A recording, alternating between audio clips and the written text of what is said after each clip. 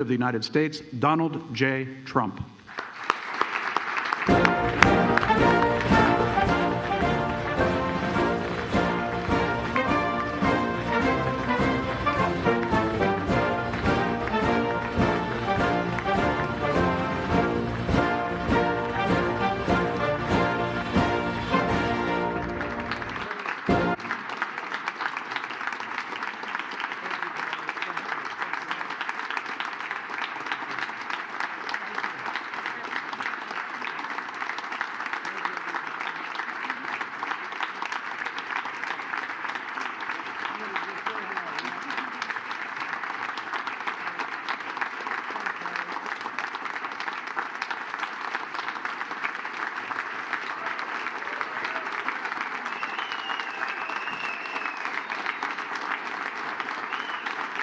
Thank you very much.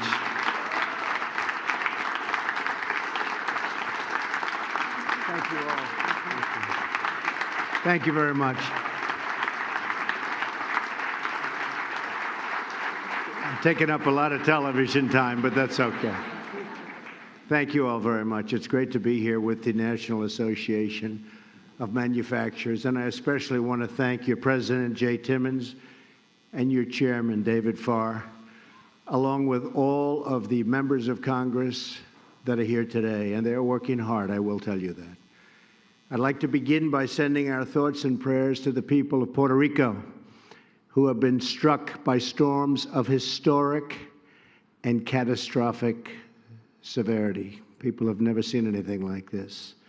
We've undertaken a massive federal mobilization to assist Puerto Rico, including the presence of over 10,000 federal personnel, including 5,000 U.S. military and National Guard personnel, led by a very, very strong and talented three-star general. All appropriate departments of our government, from Homeland Security to Defense, are engaged fully in the disaster and the response and recovery effort probably has never been seen for something like this. This is an island surrounded by water, big water, ocean water. We're closely coordinated with the territorial and local governments, which are totally and unfortunately unable to handle this catastrophic crisis on their own, just totally unable to. The police and truck drivers are very substantially gone. They're taking care of their families and largely unable to get involved, largely unable to help. Therefore, we're forced to bring in truck drivers, security, and many, many other personnel by the thousands, and we're bringing them onto the island as we speak. We've never seen a situation like this. The electrical grid and other infrastructure were already in very, very poor shape. They were at their life's end prior to the hurricanes, and now virtually everything has been wiped out, and we will have to really start all over again. We're literally starting from scratch. Ultimately, the government of Puerto Rico will have to work with us to determine how this massive rebuilding effort will end up being one of the biggest ever, will be funded and organized, and what we will do with the tremendous amount of existing debt already on the island. We will not rest, however, until the people of Puerto Rico are safe. These are great people. We want them to be safe and sound and secure, and we will be there every day until that happens. Likewise, we're working closely with the Virgin Islands on the disaster recovery, and that effort is going very, very well. Both governors, I have to tell you, of Puerto Rico and of the Virgin Islands have been extremely good. They are working so hard, but there's nothing left. It's been wiped out. The houses are largely flattened. The roads are washed away. There is no electricity. The plants are gone. They're gone. It's not like, let's send a crew in to fix them. You have to build brand new electric. Sewage systems wiped out. It's never been anything like this. So there remains a lot of work to do, and we will work with the folks that we're working with right now. They're trying very, very hard, I will tell you that, but nobody's ever seen anything like it.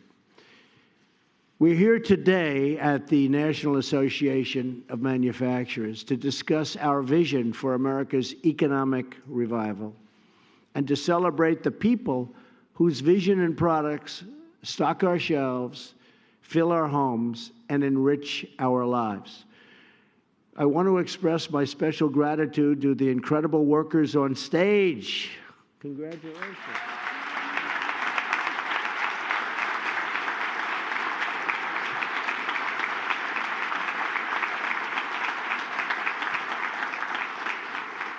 They are the ones, and millions out there. Now, they're not as good as you, but they're very good. But the millions out there whose dedication and drive makes this country run.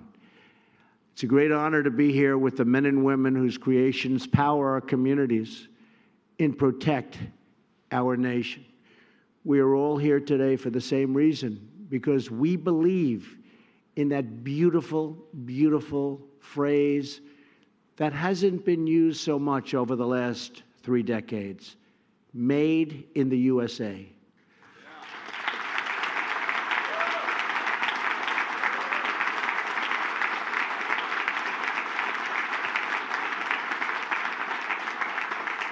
It's a phrase that fills our hearts with pride, and they embody the skill, grit, and drive of the American worker. The single best tribute to our workers can be found in the unmatched quality and craftsmanship of the amazing products they bring, from the blueprint to the storefront. Made in the USA is a global symbol of unrivaled excellence. My administration is working every day to lift the burdens on our companies and on our workers so that you can thrive, compete, and grow. And at the very center of that plan is a giant, beautiful, massive, the biggest ever in our country, tax cut.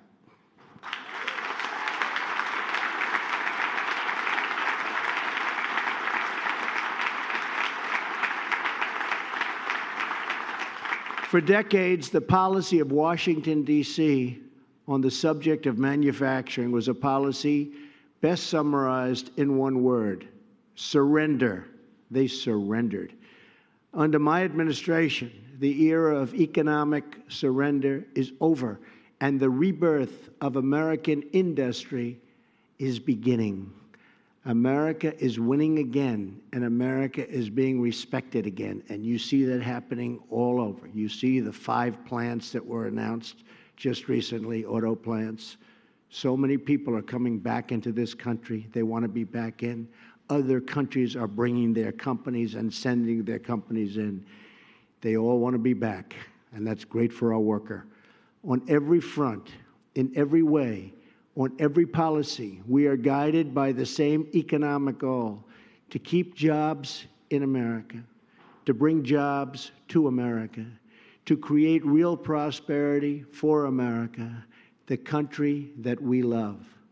That is why we have lifted the restrictions on American energy, ending the war on coal, approving the Keystone XL and the Dakota Access pipelines. And I'll tell you something, I did that immediately. First couple of days, 48,000 jobs, and everybody's happy. And reversing the EPA intrusion into your business and into your lives. Instead, we are returning the EPA to its core mission: clean air and crystal clean water. That's what we want. We want clean air. We want clean water. We're fighting to create fair and reciprocal trade for American companies. And the word reciprocal is so important. Lifting barriers to our exports, cracking down on countries that cheat, of which there are many, and ensuring a level playing field for our great American workers and our great American companies. Because when our workers have a level playing field, no one, absolutely no one, can beat us. Right? Right?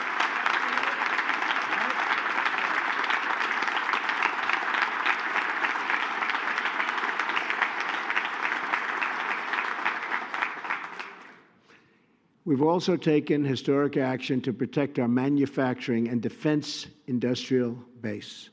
My administration has ordered a first-ever complete review of the manufacturing technology and supply chains we need to protect our country. We cannot have national security without economic security. To further unleash American enterprise, we have taken unprecedented steps to remove job-killing regulations that sap the energy, creativity, and dynamism from our country. We are cutting regulations at a pace that has never even been thought of before. Not even thought of. This is a groundbreaking campaign and involves every department and agency across our government. We are requiring every federal manager to systematically review and then remove the regulations that destroy your jobs, hamstring your companies, and undermine your ability to compete. And we need some regulations, but we don't need 35 regulations to take care of one item. We don't need to go through 9 different agencies to get something taken off. We want beautiful, fast, efficient regulation that works.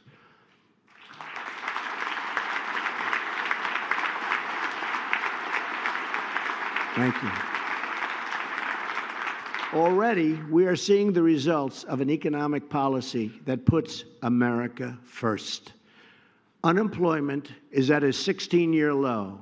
Wages are rising. The stock market is soaring to record levels. The S&P hit a record high just this morning as I was coming over.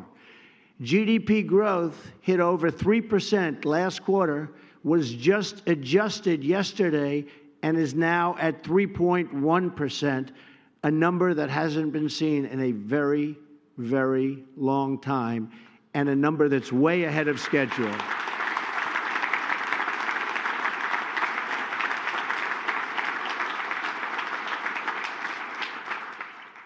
And I believe we're doing better this month, but unfortunately, having the hurricanes hitting Texas and Florida and Louisiana and obviously other locations, and especially where we are right now with the kind of money we're spending on Puerto Rico and Virgin Islands, it's going to be a little bit of a hit, but we're doing extremely well even this quarter, despite the hurricanes.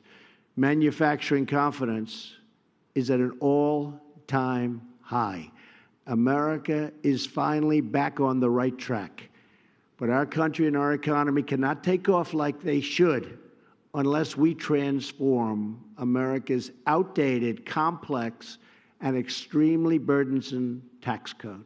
It is a burden on our country.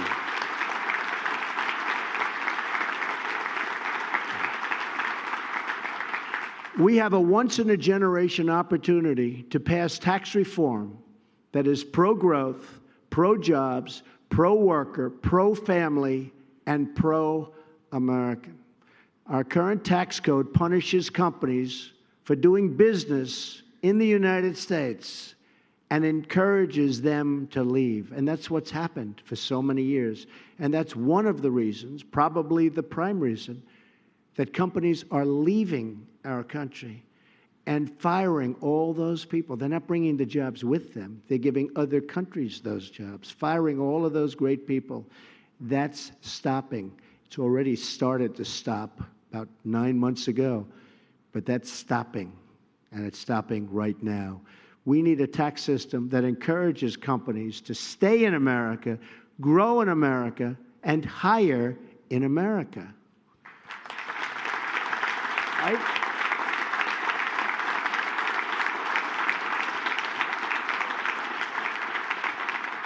For several months, my administration has been working closely with Congress to develop a framework for tax reform that will deliver exactly that: more jobs, higher pay, and lower taxes for middle-income families and for American businesses of all sizes. And these are businesses that create jobs. We unveiled an incredible framework on Wednesday in Indiana, a great state, and I'd like to share with you 4 core principles of our plan. First, we will cut taxes for everyday, hardworking Americans, and we're going to cut them substantially. Under this framework, the first $12,000 for a single individual and the first $24,000 for a married couple will be absolutely tax-free, no tax. We are nearly doubling the amount of income that is taxed at a rate of 0. Above that amount, income will be taxed at 3 rates: 12%, 25%, and 35%. We will also substantially increase the child tax credit to save working families even more money, because we know the most important investment our country can make is in our children. Our framework also provides relief to those who care for an older loved one through a $500 tax credit, something that everybody has been wanting so badly for so long. By eliminating the tax breaks and special interest loopholes that primarily benefit the wealthy, our framework ensures that the benefits of tax reform go to the middle class, not the highest earners. That's why we also have given Congress the flexibility to add an additional top rate on the very highest income earners to provide even more tax relief for everyday working people. Second, our framework will make the tax code more simple, fair, and easy to understand. American families and businesses waste billions and billions of dollars and tens of billions of dollars on excruciating paperwork and compliance every single year, and it never ends. Under our framework, the vast majority of families will be able to file their taxes on a single sheet of paper. We're also repealing the unfair and complicated alternative minimum tax, or AMT. The AMT requires many people to calculate their taxes 2 different ways and pay the higher of the 2 amounts. We're closing loopholes, reducing burdens, and replacing confusion with total clarity. As part of this simplification, we're also going to protect millions of family businesses by ending the crushing, horrible, and unfair estate tax, also known as the death tax.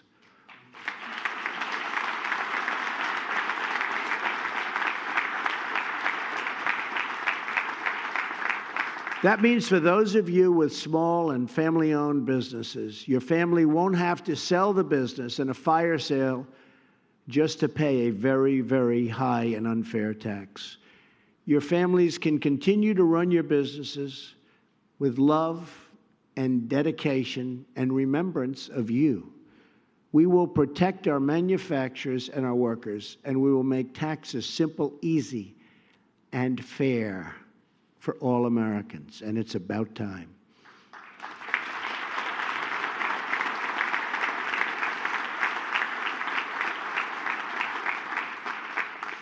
We will cut taxes on American businesses to restore our competitive edge and create more jobs and higher wages for the American worker.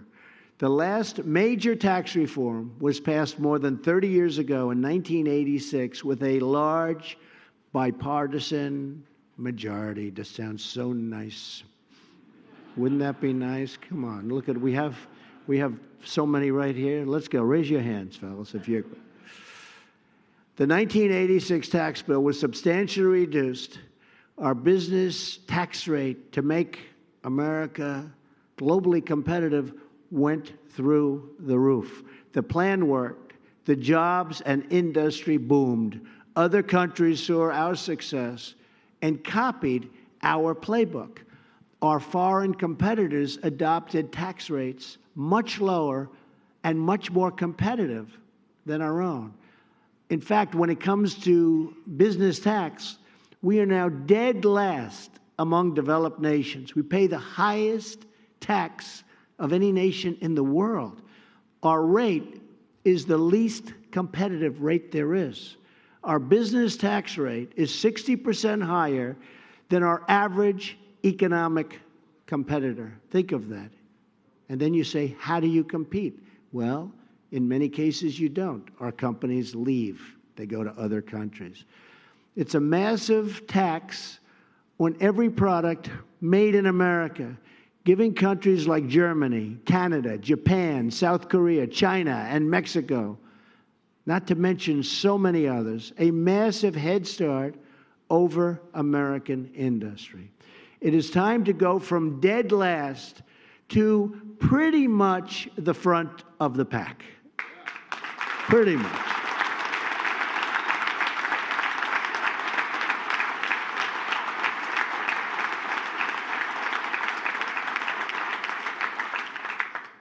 We won't be the lowest, but we'll be getting pretty close.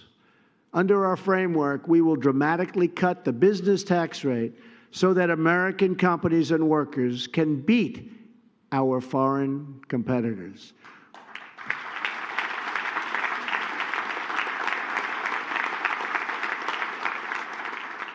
We will cut the business tax rate from 35% all the way down to 20%, below our average competition by far.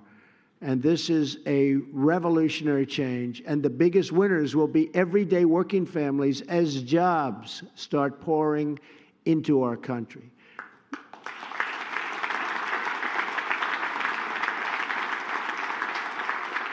When companies leave our shores, it's American workers who get hurt.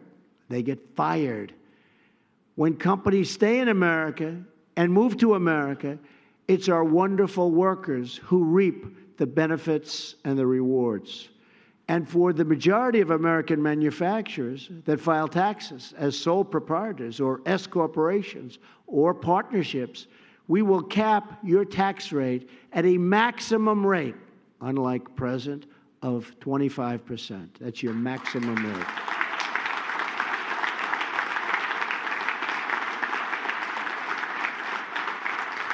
This will be the lowest top marginal income tax rate for small and medium-sized businesses in more than 80 years.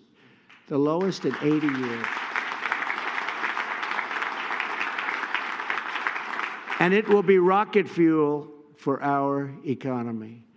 To further help our companies to compete, for the next 5 years, our framework will allow you to fully write off the cost of new equipment in the year you buy it. Think of that one. To me, that's so big.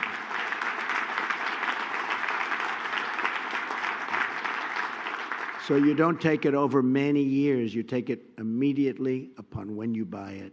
That will be something that people have never seen before, and it will be great. It will be truly great. That means more production, more investment, and far more jobs. If we want to make more products and say made in America, because that's what we want, made in the USA or made in America, then we have to reduce taxes on the businesses that produce in America. And with your help, that is exactly what we are going to do. Fourth, and finally, our framework, and you have to remember, you see what's happening with companies and offshore, encourages American companies to bring back trillions of dollars in wealth parked overseas. Our current tax code actually punishes companies for keeping their headquarters in America and discourages them from bringing back the profits they earn overseas. We are going to reverse that. Right now, we have at least $3 trillion overseas. And I must tell you, I've been following this for 6 years, and Republicans and Democrats have always said, we want that money to come back. So they all agree, and they still never got it done. We're going to bring everybody together, and we're going to get that done.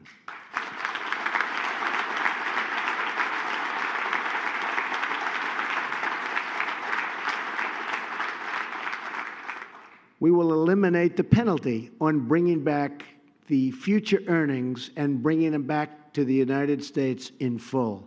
And we will impose a one-time low tax on money currently parked overseas so it can be brought back home to America where it belongs.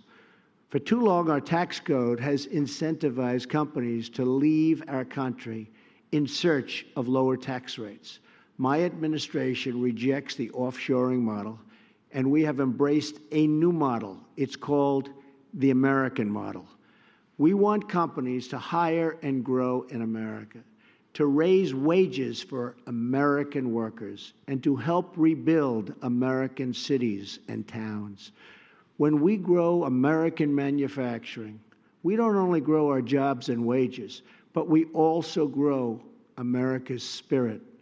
When we purchase products made in America, fashioned by our fellow citizens, we renew the bonds of national loyalty that link us all together as one. There is a great patriotism that lives inside the men and women who leave their hearts on the factory floors, who pour their hopes into the works of iron and steel, and who turn dreams into reality with their own two hands. When they huddle in the break room, at the rest stop, or at the end of a long and very tiring shift, they take pride in knowing that the products they work and the products they make aren't just building business, they're building families and communities, and most of all, they are building this nation that we all love so much.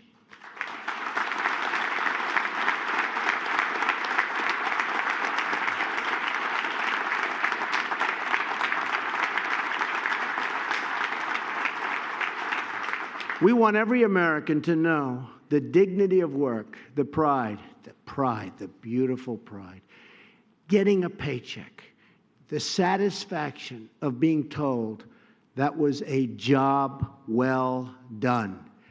We want every parent to be able to care for their children, and we want every child to know a home filled with love and a community filled with hope. That is the America we see when we look at our American flag that hangs in all of our factories, sails our oceans, and waves over our cities, towns, and fields.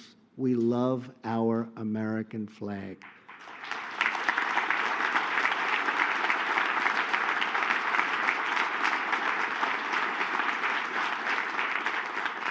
The soul of a country is found in the people who make it a home. And we owe it to our citizens to provide them with a future of opportunity where they can earn a living with dignity and purpose and pride. We can build this future together as one team, one people, and one great American family. This can be remembered as the moment we took control of our destiny and chose a future of American patriotism, prosperity, and pride.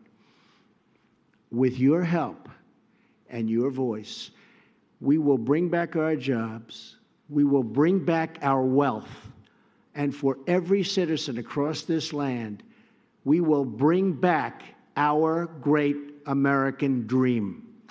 Thank you. God bless you. And God bless America. Thank you very much, everybody. Thank you.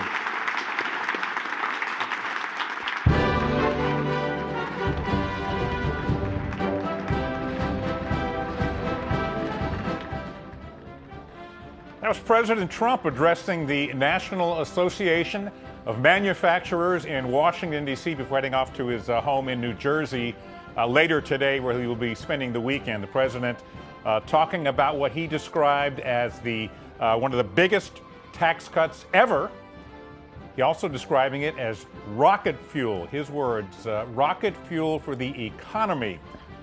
discussing the tax cut, which he just outlined for the first time somewhat in detail at a speech in Indiana. That was on Wednesday. Let me bring in Jordan Phelps from outside the White House now. Jordan Phelps of ABC News in Washington, D.C. to help us sort through the president's remarks and a number of other issues and events going on in the country right now. But Jordan, before I ask you about the speech to the National Association of Manufacturers, let me note that at the beginning of that speech, the president talked at some length about the situation in Puerto Rico. And I got the sense, and you correct me here if I'm wrong, if not exactly defensive, the president seemed a little bit sensitive to some of the criticism about the response to the hurricane and the effect there on Puerto Rico and the U.S. Virgin Islands. So what was your impression?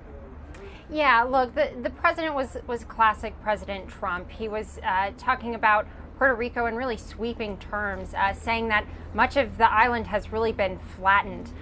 So maybe not the most comforting words, but this is the sort of language we hear from the president a lot. And he did offer this assurance, though. He said, "We will not rest until the people of Puerto Rico are secure," even as he renewed talk that he began on Twitter this morning, saying that the federal government is going to have to work out with Puerto Rico how they're going to pay for this massive rebuilding that needs to be done, given that the island, the U.S. territory, has already been under massive debt.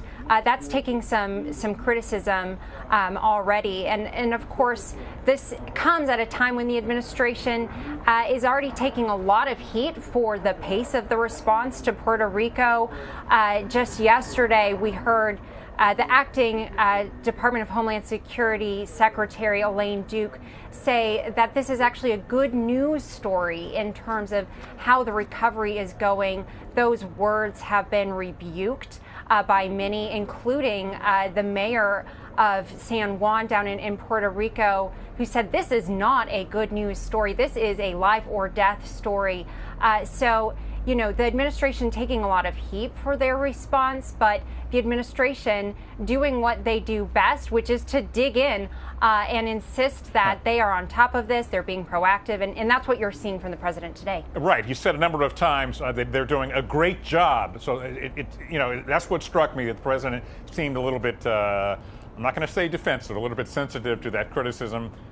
Also, he's going there on Tuesday to Puerto Rico. Let's move over to tax reform very quickly here. Now, again, the rocket fuel that he talked about. Any new details there? It sounded to me like pretty much the same contours, the same generalities that were unveiled just a couple of days ago. Yeah, a lot of the same, but we did hear one new thing, which is that for S-Corps, which is most small and medium-sized businesses, he said they are going to cap the tax rate at 25%. So this is big news for small and medium-sized businesses. It's what the president said would be rocket fuel for the economy. This actually is a big deal for those businesses who have told me that they are looking for relief from the federal government in terms of their tax rate. He also laid out that these companies will be able to deduct the expenses for investments they make directly in their company that year in their tax returns. So good measures to help these small businesses spur growth, and what the president says will build jobs for this country. Now, Jordan, what do you think is going to be the strategy to try to sell this tax reform? As this is good for businesses, this is good for middle-income Americans. A lot of critics are already saying that this is a giveaway to some of the wealthiest Americans. How are they going to counter that? Yeah, the administration insists in explicit terms that this is not a tax cut for the wealthy. There are some measures in the new tax proposal that do benefit the wealthy. The highest tax rate for individuals is lowered, but the administration argues that you have to look at the entire plan as a whole, that in the end, the wealthiest Americans will end up paying perhaps even more than they do now, but certainly not less, and guaranteeing that this is there to help the middle class, even as they have declined to offer an assurance that there will not be a tax hike for any middle class American, which of course seems to contradict the very central promise of this plan, which is that it is designed to help middle income earners. But of course, as you saw with this plan, plan by bringing down the business tax rate, you can see how the administration can make a good case that this is a good solution to bring jobs to the United States. But there's a New York Times report out today which analyzed the president's the last public return that is available, 2005, which, according to their analysis, showed that the president personally would have benefited from the instituting the kinds of cuts he's talking about to the tune of over $1 billion. If that's accurate, how's the White House going to answer that? That's right. And actually, we cannot prove how the president might benefit from this plan, since we have not seen his tax returns. And this is something that we've pressed the White House on, again, time and again. But it doesn't seem like that is coming anytime soon. But the president's family is almost, and his businesses are almost certain to benefit from the corporate tax rate coming down and from these benefits in this tax plan. So I don't know that ABC can confirm the details of that New York Times reporting, but we certainly can say that the president's business will benefit from this plan. Absolutely. Look, this is still pretty ambiguous, let's say, pretty general a plan. Is the White House going to be intimately involved in structuring what ultimately becomes the tax reform, assuming it's passed? I know they're trying to get that done by the end of the year. Or are they basically handing it off to Congress and saying, here's generally what we want, or here's some specifics about what we want, you figure out how to get there? Yeah, the White House is really laying out in broad terms what they'd like to see in there, kicking it up the road to Congress saying, make this happen. But you can definitely say that the White House will be working closely and intimately with Congress. They have been for months behind the scenes, but it's just now this week that we're seeing, the first details of what they actually expect to get accomplished. It's a very ambitious timeline to presume that they can actually get this done before the end of the year. Senator Corker, leader up on the Capitol Hill, said that you think healthcare was hard, just wait until you see how tax reform goes. So this is a very complicated, hard thing to get done on Capitol Hill, because of course when you cut taxes one place, you take benefits away from somewhere else. So, pockets are pretty deep up here in Washington. So we'll see if they can make that deadline. And then there's the lobbyists who representing all kinds of tax breaks that currently exist and loopholes. They're circling around already. They've got their turf they're trying to protect. They'll be circling like vultures, making sure that they don't lose their benefits, for sure. And before we move on from taxes, one last question. The president calls this rocket fuel. How do you pay for this rocket fuel? I've seen some estimates talk about that if these were passed, we're talking somewhere between $2 and $5 trillion over 10 years. And that is the $2 to $5 trillion question, because we don't know how the administration plans to pay for this. We just have these few broad details that have been laid out. So, yes, by some estimates, this is going to be quite a costly thing to pull off. I got one more question before I actually move on to another subject. Is it your sense that Republicans on Capitol Hill want this win as much as the president does, because they need to go into the 2018 off-term elections with some kind of accomplishment to point to? Absolutely. Make no mistake, the Republican Party needs a win right now. This administration so far, even with a majority up on Capitol Hill and control of the White House, really has very little to show for the control they have here in Washington. So they badly need this success, and they need to move on to health care next year, or they might pay for it come the midterms. Okay, I'm going to go back to Puerto Rico real quick, because we have an excerpt from one of the president's remarks today in his speech at the National Association of Manufacturers. Can we roll that tape? All appropriate departments of our government, from Homeland Security to Defense, are engaged fully in the disaster and the response and recovery effort. Probably has never been seen for something like this. This is an island surrounded by water, big water, ocean water. We're closely coordinated with the territorial and local governments, which are totally and unfortunately unable to handle this catastrophic crisis on their own, just totally unable to. That was an interesting turn of phrase. I think the president was ad-libbing a little bit there off the prepared script when he noted accurately that Puerto Rico is an island and it is surrounded by water, big water, a lot of water. But I'm thinking the point of these remarks, sort of the subtext is that this is a terrible disaster, an unprecedented disaster, and it happened in a place which is fairly inaccessible. It sounds like the president's saying, you have to understand, this is really, really bad, and it's not that easy to tackle the problem. In the point that Puerto Rico is a unique case, the federal government often will, I was hearing from Tom Bossert, the Homeland Security Advisor yesterday, they often pre-position trucks in Florida and in Texas to quickly deliver those supplies after a hurricane hits. But in the case of Puerto Rico, they had to wait until the hurricane had passed before getting ships out to the ports. And of course, as you know, the big problem has been getting the supplies from the ports to the people. So this is the president's way of in part really defending the criticism that his administration has taken for the response in Puerto Rico. Okay, Jordan, on to planes, private planes, chartered planes, to be specific. HHS Secretary Tom Price under fire. He's offered to pay back about $54,000, but that's not the full tab for the flights that he and his staff took, which is more along the lines of what, about $500 million, $400,000. That's right. The total is $400,000, and he's offered to pay back about $52,000 of that. That would pay for the equivalent of a business class ticket for his seat. But as you note, that's a far cry from paying back taxpayers for the full expense of these flights, and we know it's something that the president is very unhappy about, and he didn't rule out firing Tom Price when asked about this earlier this week. So, but of course we know that Tom Price isn't the only administration official and cabinet secretary who's facing fire now for their private jet use. Steve Mnuchin has also come under fire.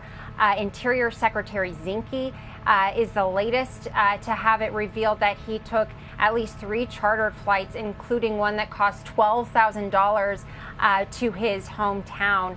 So this seems to be a trend, and we know that members of Congress are now actively investigating this, and the White House is none too pleased either. Okay, as far as Tom Price, how hot is the hot water that he's in right now? It's extremely hot. I mean, for the president to not express confidence in his cabinet secretary is a really big deal. When he was asked directly, will you consider firing him, he only said, we'll see. The sense right now is that he's safe for now. He has insisted that the president has confidence in him, but really it could be any day now for Tom Price. Only time will tell. The only person who probably knows is the president of the United States, because we also know that the president had issued a bit of a warning to Tom Price before the latest effort to repeal and replace Obamacare failed, saying that he might fire him if he failed to deliver on that. Now, an argument can be made that it's not the Health and Human Services responsibility to actually pass legislation, but in the president's eyes, this is the man who he brought in to repeal and replace Obamacare, and as it is, Obamacare is still the law of the land. Well, maybe there's a lesson here for Tom Price as to what happened to Jeff Sessions, who looked like he was out the door at one point. I think that if there is a lesson, it is if you hang in there, the president's attention may move on to something else eventually. Definitely. And of course, Jeff Sessions, there are some other complications there with him, being at the Justice Department and all the questions around the Mueller investigation. So there's some other reasons why the president couldn't quite fire Attorney General Sessions, but the water does seem to have cooled a bit around Sessions for sure. And the problem here politically, I mean, it's always money, but it's more than the money too.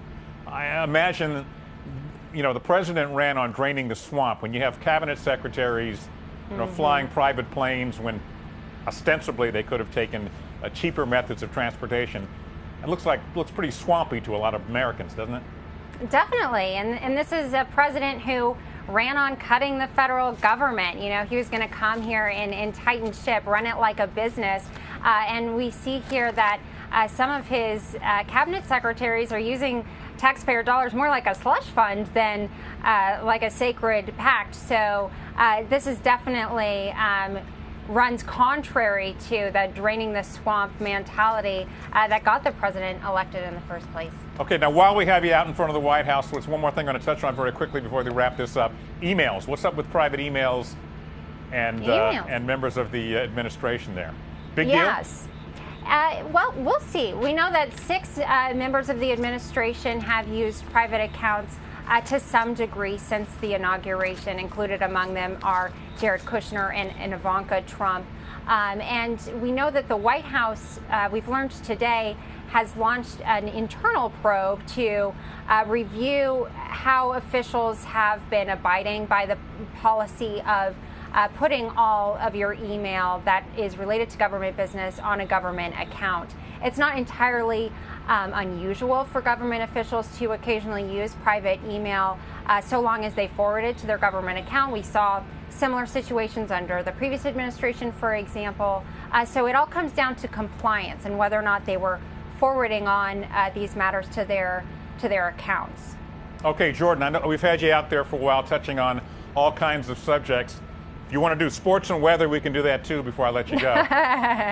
Sounds good. Outside your anyway, Jordan Phelps for ABC Outside the White House. Thank you for your insight and analysis about a number of issues going on, including the president's speech today to the National Association of Manufacturers, where he was promoting the tax cuts that he disclosed more about earlier this week, cuts that would affect big businesses, corporations, wealthy Americans, middle-class Americans, and lower-income Americans. The president calling this, in his speech today, rocket fuel for the economy. No details, though, on the question that a lot of people are asking: how do you pay for all of these tax cuts? Some estimates ranging in the trillions of dollars. The president now off to his home in Bedminster, Milwaukee. I don't know where I got that from. Bedminster, New Jersey, for the weekend. I'm Ron Claiborne, reporting from New York. Back to you guys.